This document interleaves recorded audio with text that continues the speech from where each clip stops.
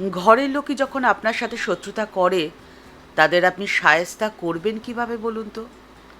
রয়েছে মাত্র ৩টি উপায়। কী সেই ৩টি পথ? আজকের সম্পূর্ণ ভিডিওটি দেখলে আশা করি সে কথা আপনি জানতে পারবেন। শত্রু তো দু রকমের, ঘরের আর বাইরের। বাইরের শত্রুদের মোকাবিলা করা অনেক সহজ, কারণ তাদের শত্রুতা আপনাকে শুধুমাত্র কষ্ট দেয়। কিন্তু ঘরের মানুষেরা যখন আপনার সাথে শত্রুতা করছে, তখন সেই শত্রুতায় আপনার চোখে জল আসে, আপনার কান্না পায়।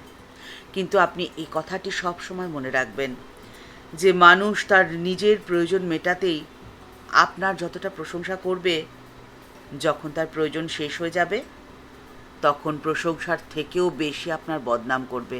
তাই আপনি যখনই দেখবেন যে ঘরের মানুষেরা আপনার বদনাম করছে, আপনার সাথে শত্রুতা করছে, তার অর্থ এটাই যে কোনো দিন আপনি তার প্রয়োজনে তার পাশে ছিলেন। তাই সে আপনাকে খুব ভালো করে জানে। সে জানে আপনার দুর্বলতা কোথায়, আর সে আজকে সেই সুযোগটাই নিচ্ছে। আর তাদের করা বদনাম আপনার কাছে হয়ে উঠবে পুরস্কার। কিভাবে বলুন তো? আপনি জানবেন যে আপনার রয়েছে এমন বিশাল বিস্তীর্ণ হৃদয়, যে হৃদয় রয়েছে মানুষের প্রতি মায়া, মমতা, স্নেহ, ভালোবাসা। আর তাই তো মানুষের প্রয়োজনে মানুষের পাশে দাঁড়ানোর ক্ষমতা রাখেন আপনি। আর এই ভাবনা আপনার আত্মশ্রদ্ধা বাড়িয়ে দেবে। আপনি খুঁজে পাবেন আপনার অন্তরের শক্তির খোঁজ। আপনি যদি একবার আপনার অন্তরের শক্তিকে খুঁজে পেয়ে যান, তাহলে আপনাকে থামায় কার সাধ্যে? ঠাকুর শ্রী রামকৃষ্ণ পরমহংসদেব একদিন মাস্টারমশাই সহ অন্যান্য ভক্তদের বলছেন, আরে মন বিলাতে নারী, ব্রহ্মজ্ঞান কি সহজে হয় গা? মনের নাশ না হলে হয় না। গুরু শিষ্যকে বলেছিল, তুমি আমায় মন দাও, আমি তোমায় জ্ঞান দিচ্ছি। ন্যাংটা বলতো, আরে মন বিলাতে নাহি। সন্ন্যাসগুরুর এই কথাটি ঠাকুরের প্রাণে খুব ধরেছিল, আর ঠিক সেই জন্যেই তিনি এই মন্ত্রটি এতদিন মনে রেখে দিয়েছিলেন আর নিজের শিষ্যদের কাছে তা বিলিয়ে দিলেন। সত্যি তো, মন তো বিলিয়ে দেওয়ার বস্তু নয়। অন্য কারো ঘরে তাকে না পাঠিয়ে নিজের অন্তঃপুরের অনুসন্ধানে যদি নিযুক্ত করা যায়, তাহলে যা চাওয়া যায় তাই তো পাওয়া যায়। ঠাকুর ঠিক সেই কথাটিই তো বলছেন। ঠাকুর বলছেন, দাও মন, লও জ্ঞান। আপনার ঘরে শত্রু, অর্থাৎ যারা আপনার অতি পরিচিত, আপনার কাছের লোক, কিন্তু যতই তারা আপনার কাছের হোক না কেন, আপনার মনের থেকে আপন তো তারা নয়। আর আপনার মন তাদের কাছে আপনি কেন দেবেন? আপনি আপনার মনকে নিজের কাছে ধরে রাখুন। আপনার চোখের জল কেন তাদের জন্য খরচ করবেন বলুন তো? আপনার চোখের জল খরচ করুন আপনার নিজের জন্যে। যে চোখের জলের বিনিময়ে আপনি জ্ঞান লাভ করতে পারেন। আপনার চোখের জলের অঞ্জলি দিন ঈশ্বরের পায়ে। আর ঘরের শত্রুদের মোকাবিলা করার জন্যে, শায়েস্তা করার জন্যে রয়েছে মাত্র 3টি পথ। প্রথম, ঘরের শত্রু কারা তাদের আপনাকে চিনে নিতে হবে। ঘরের মানুষ যারা অকারণে আপনার উচ্ছ্বসিত প্রশংসা করছে, তাদের থেকে আপনি সাবধানে থাকবেন। আপনার ঘরের মানুষ আপনার আপনজন, কিন্তু আপনি লক্ষ্য করছেন যে আপনার ভালো কিছু হলে বা আপনার সফলতায় তাদের মুখে নেই তৃপ্তির হাসি, তাদের মুখে নেই প্রশান্তির চিহ্ন। তাদের থেকে আপনি সাবধান হয়ে যান। ঘরের মানুষ আপনার আপনজন, কিন্তু আপনি লক্ষ্য করছেন যে যারা আপনাকে পছন্দ করেন না, এমন মানুষের সাথে তাদের খুব বন্ধুত্ব। সেই ধরনের মানুষদের থেকেও কিন্তু আপনি সাবধানে থাকবেন।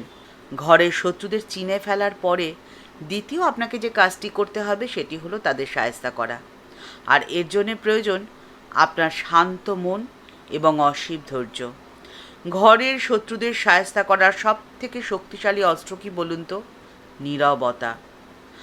আপনার পেছনে আপনার জীবন অতিষ্ঠ করে তোলার চক্রান্ত যারা করেছে, তাদের চক্রান্ত বানচাল করতে উপেক্ষা বা অবহেলার থেকে শক্তিশালী অস্ত্র আর কিচ্ছুটি নেই। আপনার ঘরের শত্রুরা কিন্তু সব সময় আপনার রিয়াকশান চাইবে। তাদের কথায় বা কাজে আপনি রেগে যান, বা আপনি এমন কিছু করুন যাতে আপনার ঘাড়ে সম্পূর্ণ দোষটা ফেলে দেওয়া যায়। কিন্তু সাবধান, আপনি এমনভাবে থাকবেন যেন কিচ্ছু হয়নি। আপনার এই চুপ থাকা, আপনার নীরবতা, আপনার তাদেরকে উপেক্ষা করা বা অবহেলা করা তাদের পক্ষে সহ্য করা এতটাও সহজ হবে না। কিন্তু আপনি যদি তাদের সাথে খারাপ ব্যবহার করেন বা খারাপ কথা বলেন, তাহলে আপনার অন্তরে যে দেবতা রয়েছে সেই দেবতার মন্দিরে যাওয়ার পথটিকে আপনি নিজে হাতেই তো অশুদ্ধ করে ফেললেন। আপনাকে তৃতীয় যে কাজটি করতে হবে সেটি হলো ঠাকুরের আদেশকে অনুসরণ করে আপনার হৃদয় মন্দিরে যাওয়ার পথটিকে সব সময় শুদ্ধ পরিষ্কার রাখতে হবে। ঠাকুর শ্রীরামকৃষ্ণ পরমহংসদেব বলছেন, ঈশ্বরের কাছে পৌঁছনোর জন্য অনেক পথ রয়েছে। যেমন কালীঘরে যেতে নানা পথ দিয়েই তো যাওয়া যায়। কোনো পথ শুদ্ধ, আবার কোনো পথ নোংরা অশুদ্ধ। শুদ্ধ পথ দিয়ে যাওয়াই তো ভালো গো। ঠিক যেমন বাড়িতে ঢোকার নানান রকম দরজা থাকে, সদর ফটক থাকে, খিড়কির দরজা থাকে, আবার বাড়ির ময়লা সাফ করার জন্যে বাড়ির ভেতরে মেথর ঢোকারও একটা দরজা থাকে। জানবি বাড়িতে ঢোকার এও একটা পথ, তবে ও পথ দিয়ে সচরাচর কেউ যায় না। ও পথ ব্যবহার না করাই ভালো। দক্ষিণেশ্বর মন্দির। ঠাকুর শ্রী রামকৃষ্ণ পরমহংসদেব বসে রয়েছেন দক্ষিণেশ্বরের সিঁড়িতে। শিবের সিঁড়িতে তিনি বসে রয়েছেন। বেলা প্রায় অপরাহ্ন 5টা। ঠাকুরের কাছে রয়েছেন অধর, ডাক্তার, নিতাই, মাস্টারমশাই প্রভৃতি 2-1 ভক্ত। ঠাকুর তাদেরকে বলছেন, দেখো, তিনি তো সকল ভূতেই রয়েছেন, তবে মানুষের ভেতরে তার বেশি প্রকাশ। মানুষ কি কম গা?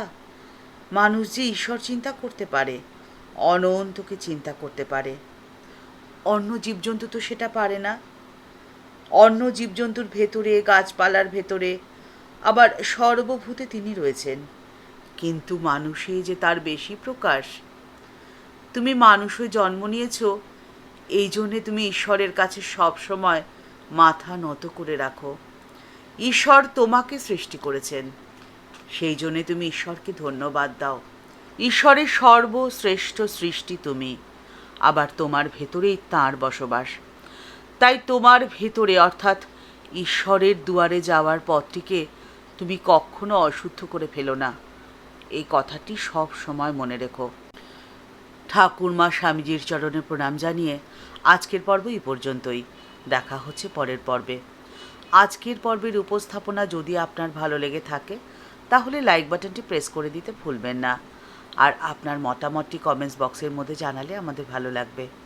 এই ভিডিওটি আপনার যদি ভালো লেগে থাকে তাহলে তা অনেকের মধ্যে শেয়ার করে দিতে পারেন। আমাদের এই চ্যানেলকে ভালোবেসে যারা আপন করে নিয়েছেন তাদের জানাই ভালোবাসা, শ্রদ্ধা ও প্রণাম। কিন্তু যারা এখনও এই চ্যানেলটি সাবস্ক্রাইব করেনি তাদের কাছে বিনীত অনুরোধ রইল চ্যানেলটি সাবস্ক্রাইব করে বেল বাটনটা ক্লিক করে দিয়ে অল বাটনটিতে ক্লিক করে দেওয়ার জন্যে।